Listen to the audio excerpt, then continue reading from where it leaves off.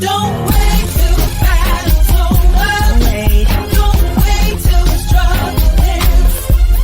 Shout now, shout now, right now. Shout now, shout now. Don't wait till you make it. Hey everyone, and welcome to the PHILLIP Show. Grab your coffee as we get started.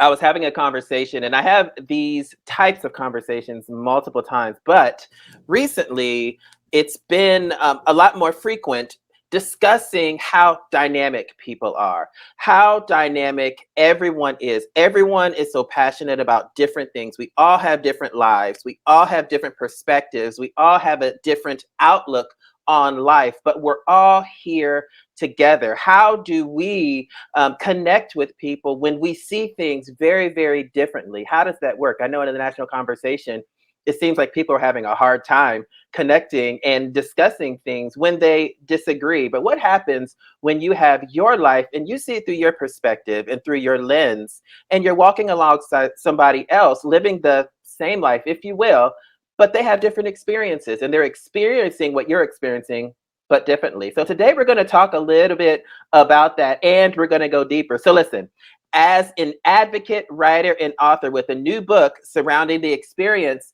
of a transgender person entitled The Stranger Within, Living with Multiple Personality Disorder, she continued her life's work in the area of understanding white privilege and addressing one's impact on the world. Please help me welcome Doctor of Psychology, Judith Skillings. Judith. Woo! Thank Hi. you. What an intro. Well, what are you? What are you? Well, I started the show talking about how life is so dynamic and how people are so dynamic, and we're on the same earth. Everybody's experiencing seemingly the same thing around us, yet we all have such different perspectives and we have different experiences. And I'm so interested because being a doctor of psychology, you deal with people and all of that, all the time. So I just wanted to kind of get your take as we just start in. What do you make of so many dynamics just when it comes to people in general? Oh, gosh. Talk about a big question. My goodness. I know. I think it has the potential. I'm an introvert, but I hang out with a lot of extroverts. Yeah. And it has the potential for making life fascinating. I think where we get into trouble is that people get so insecure about, are they okay? Are they liked? Whatever their thing is, that we get all into being right. I'm right. And that if I'm going to be right, that means if you're different from me and one of us has to be right, it's going to be me. So that means you must be wrong. Wow. And I think we get into a lot of trouble there, worrying about which one is how people are supposed to be. It's one of the reasons I love the title of your show. But thank you. But thank you. I when I started my journey, just as a sidebar, when I started my journey, I have my own story and I have, my own kind of way that I've navigated through life. But one of the things, somebody had asked me, I believe I was on an interview, and somebody had asked me, why did you choose the name of the show, The PHILLIP Show? Mm-hmm. And I see you over there drinking. Listen, we're going to drink together. But somebody asked me why I named the show. And I spent so much time trying to find myself. I spent so much time trying to be okay with who PHILLIP was and who I saw in the mirror. And when I made the decision to step out and do a show, I didn't want to hide behind another either name or label. I wanted to try and force myself to be completely authentic. And what better way to do that was by calling the show by my name. And it forced me to be truthful. It forced me to remember who I was. So I really appreciate you for saying that, because it's been a journey. I'm dynamic just like the next person. Listen. Yeah. Saying, I don't know who I got it from, but I didn't make it up. I wish I had, but and the phrase is, "You might as well be yourself. Everybody else is taken." Everybody And is. I just love that. Yeah, absolutely. Absolutely. So you do a lot with people. We're going to get into everything that that's going on in your world of awesome. I do have a question. So how did you know from the start that you were interested in more of human development and getting to know what makes people kind of tick and function? Yes, people confuse the living bejesus out of me. That's so funny. Um, I think I know that we all have multiple stories about who we are. Mm, Um, and that's a whole thing in itself about getting so attached to our stories about who we are that yeah. we forget to live our lives and enjoy the ride. Um, that's a whole nother avenue. But, as a kid, I I got bullied, I got teased. I had people who told me they theoretically loved me, treat me like trash. Um, I had all those experiences, just like so many. The Mm, form that it takes is unique, but the fact of it is really common. The fact of that made me really confused about mhm, people. Um, I I I was bewildered. It's mm, like, what? This person says they love me, and it wasn't just me, it was so many other people. Why would you treat another person that way? What that you say you care about? I wouldn't treat a dog like that. And so I was chronically confused and curious. I wanted to know. Um, and I loved listening to people's stories. mm. We are amazing. Yeah. Um, the other piece that was in it that helped heal me was I learned through talking to thousands of people over my career that I'm just like everybody else. Hmm. We think that our particular path, most of us are the tragic heroes or heroines of our own story. And to be a tragic hero or heroine requires a tragedy, which is Yeah. unfortunate. Yeah. Um, but the things that I didn't want anybody to know about me, I found out that everybody struggles with those things, and Mm. um, that was very rewarding. And the more I discovered that, the more I wanted to do that, to share with people how they can get their lives going the way they want them to go. Sure. I bet there's a lot of freedom. I guess I have a question. There seems to be a lot of freedom when it comes to knowing that you're not alone, that your struggle is not isolated to just you. There are people that can relate. They've either been through it or they know somebody that's been through it. But what do you think about being unique? Does that take anything, knowing that, you're not special in that regard? Does that take away from that feeling of specialness to know that you're unique?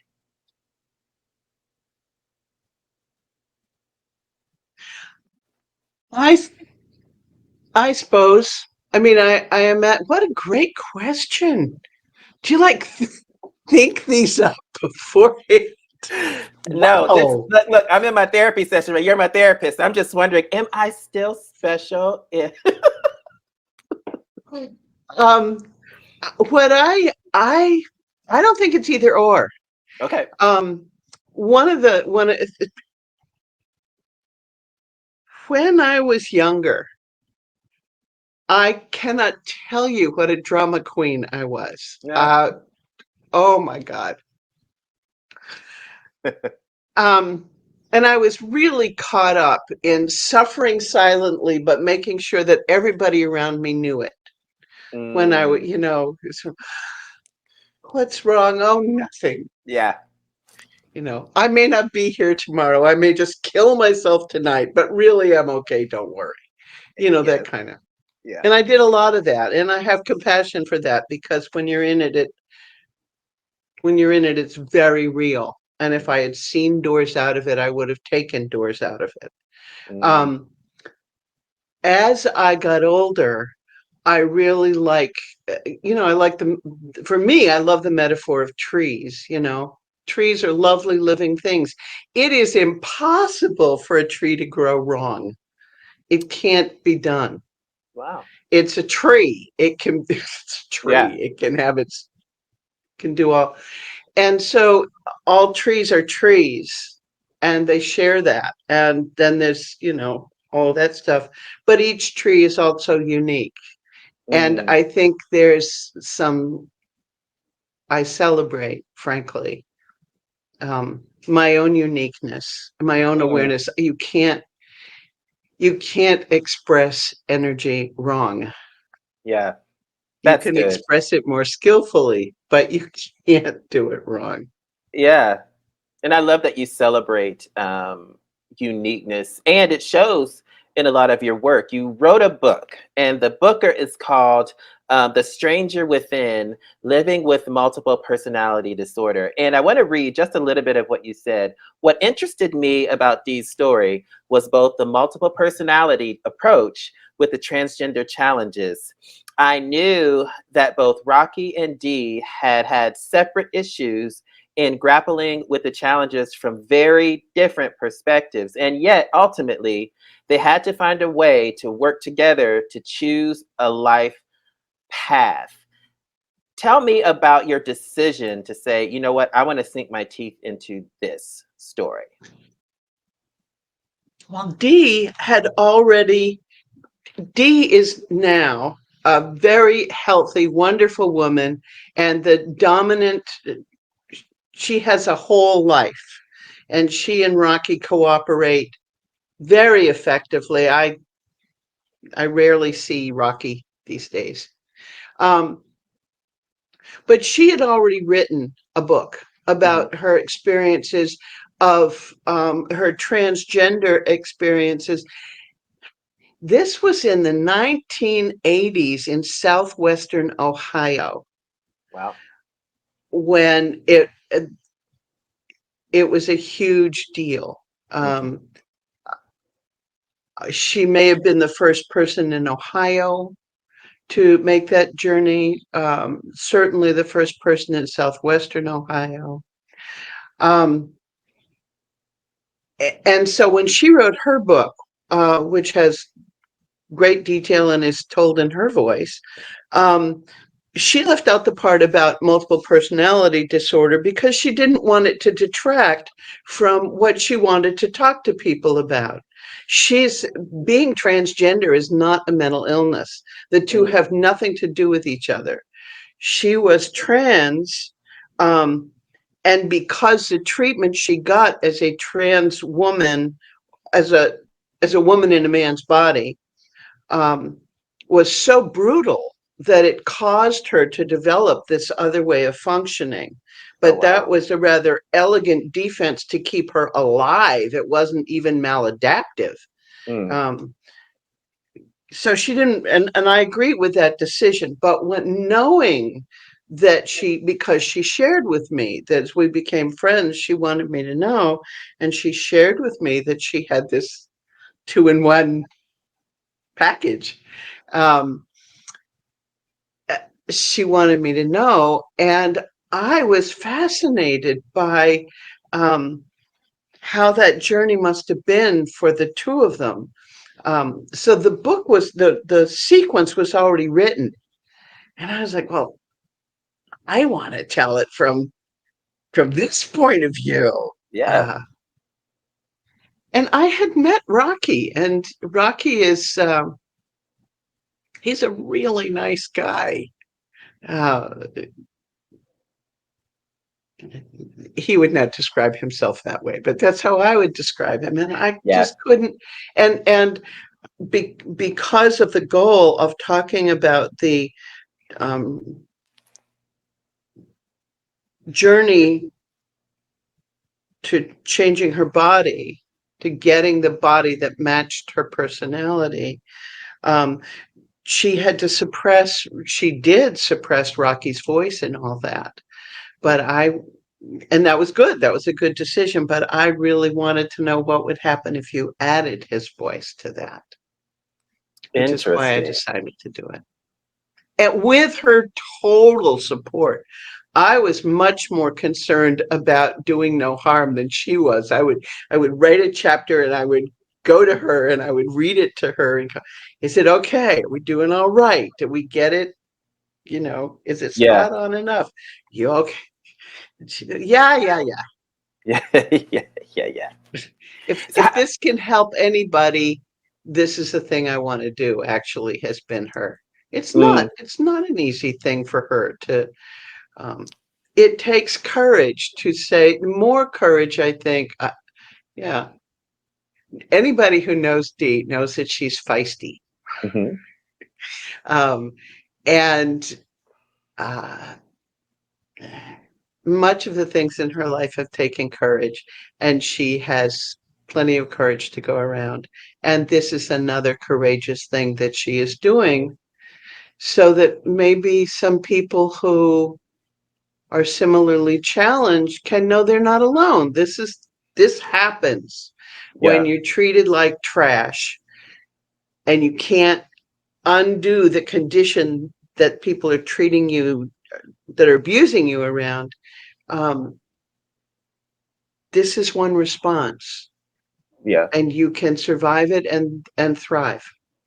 What is one thing that through this process of telling the story from your perspective, Mhm. what was one thing that you discovered about yourself while undergoing this project?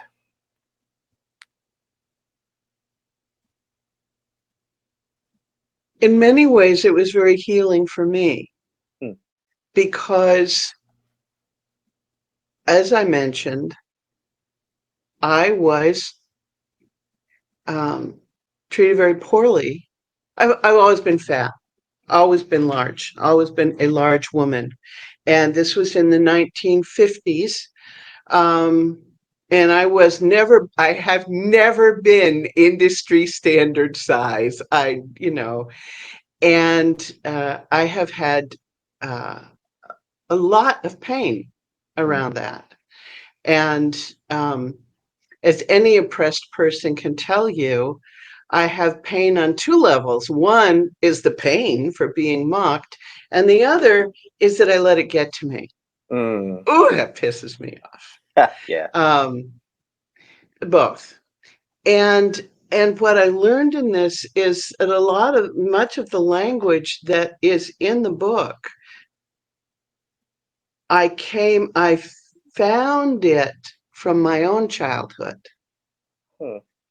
And then would go to Dee and say, did this happen? Is this an example of this? Is this how Mm. this played out? But I knew where to look for it from my own childhood. Yeah. The being unchosen thing, and that there's a passage in there about Dee has to line up for to play kickball, and nobody wanted her on their team because Mm. she was in a boy's body. She was a girl. She liked to play with girls, so they stigmatized her for that. And so they would come to her and they would simply declare themselves done, and nobody would select her for their team. Mm.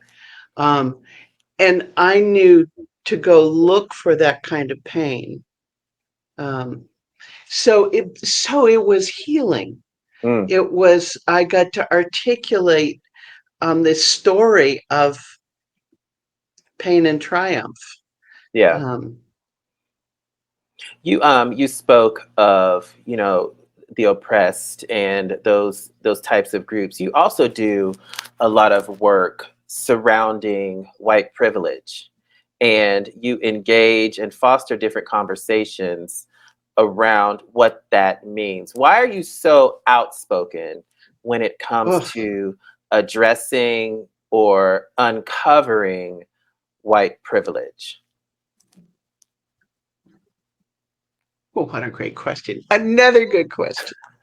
Um, I think we all have an enormous amount of, I know that we all have a whole lot of data about the way the world has been unkind to us. You don't have to reach for that data. Mhm. The fact is that if you're born white, you are through no fault of your own, you are born into a system that was designed to, um, it was designed to lift you up. Well, if you're going to lift one group up, that means it's going to be over another group. So basically, it was designed to divert resources to you at other people's expense. Mm. It's not your fault that you're embedded in that. It's not my fault that I'm embedded in that system.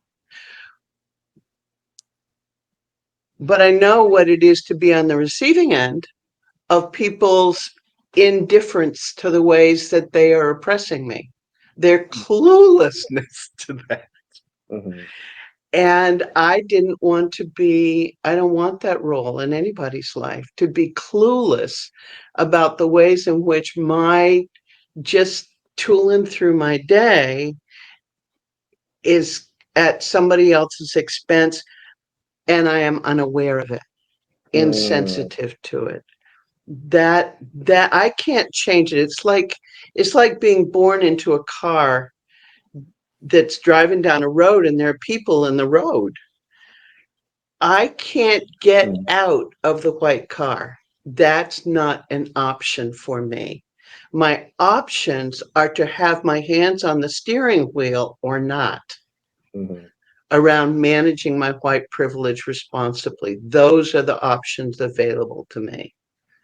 What would you say to, this is such a interesting conversation that can go on forever.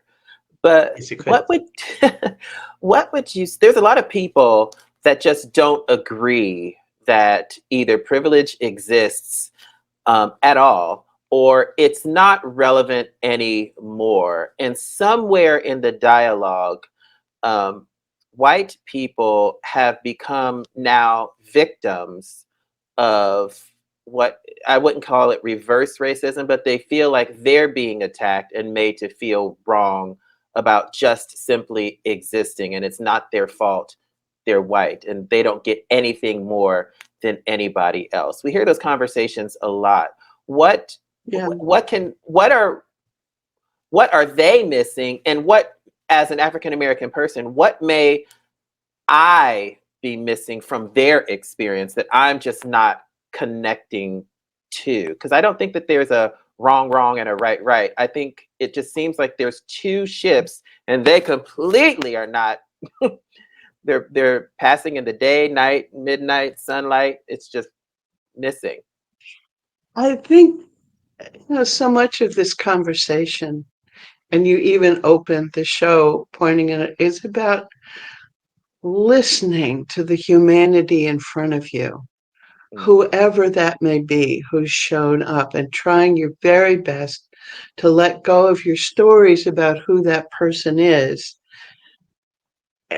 and let them tell you who they are. Mm. I know a lot of people who are white and they don't understand, and they hear white privilege as people telling them they haven't struggled. Mm. That's what they hear. It's not the message. The message is the message I just said. Right. You were born into a system, you didn't do it, that diverts resources to your group at other people's expense. It doesn't mean that terrible things didn't happen to you. Mm. Those terrible things did happen. It means that being Black was not one of the things. You may have been poor, you may have a severe learning disorder, you may have all kinds of challenges, you may be an incest survivor. All of those things may be true, and you do have wounds. And we're not saying you don't have wounds. We're saying one of the things that held you back was not being Black on top of all the other things that you've had to struggle with.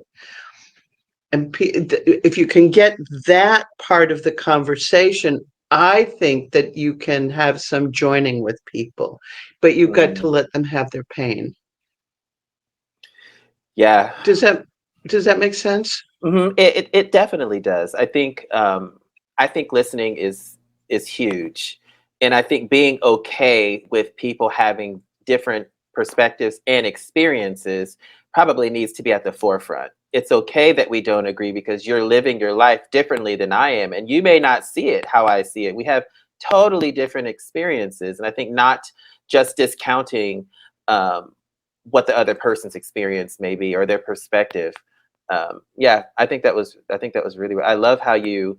I loved how you framed that. I have a lot of conversations with people, and I listen to a lot of dialogue, and I think people get so offended by the implication of wrongdoing and the implication of they're better than, or they don't want to be put into that category of, well, I'm not better than, or I am. They don't want to be put into these categories or hold these labels that, labels nowadays just seem to be given out like Tic Tacs. Everything has a label. And it's just like, well, I don't Mhm. want that label. And I think some people are very quick to give away labels. And I think some other people are very quick to not accept any association. And it creates a chasm, if you will, of I think it connectivity. does. I think also when you have studied these issues, there is and they're all 20 penny dialectic analysis of the Yeah. yada da da da da da. Yeah.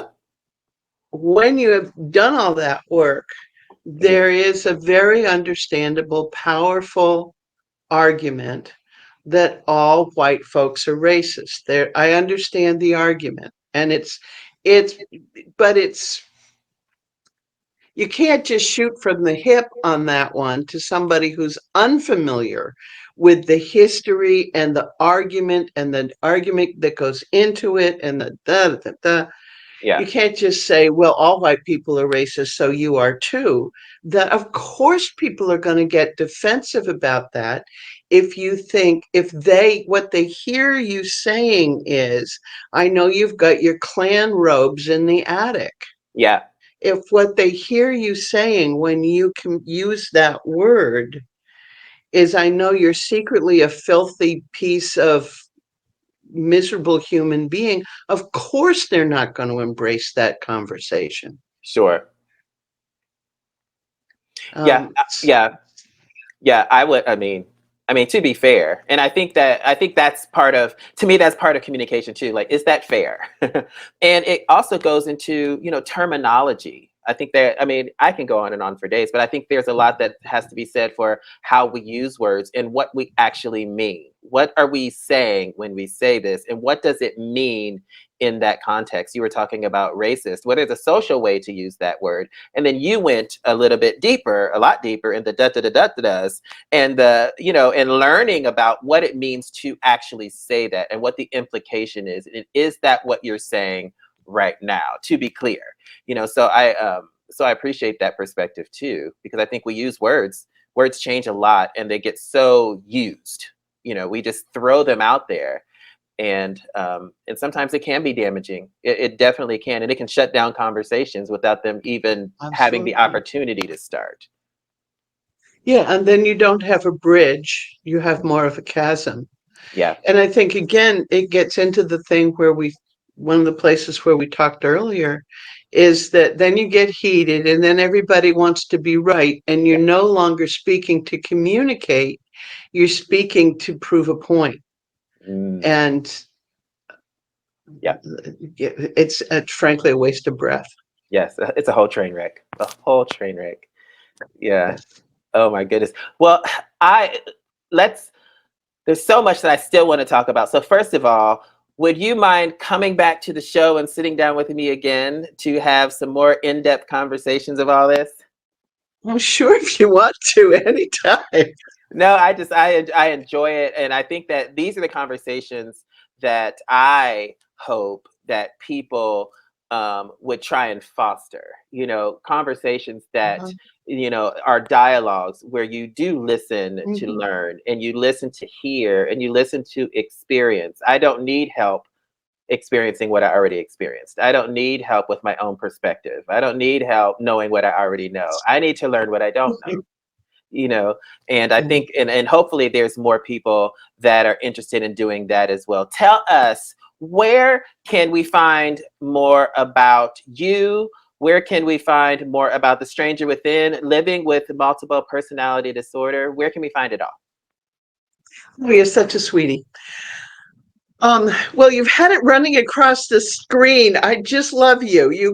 You can, so I have a website, and you can put in authorjudithskillings.com, and you can go there and you can buy the book. You know what? The truth is, you can get it at Amazon too. And you can get it at stores in town. Pardon? So it's on Amazon as well. Yeah, it is. Wonderful. And it's at Dark Star downtown and in Yellow Springs, and it's at Epic in Yellow Springs. So that's where you can get it. I think it's an easy read. I'm assuming I've got to tell you that the narcissism of read my book. Well, you know, makes me just a little crazy.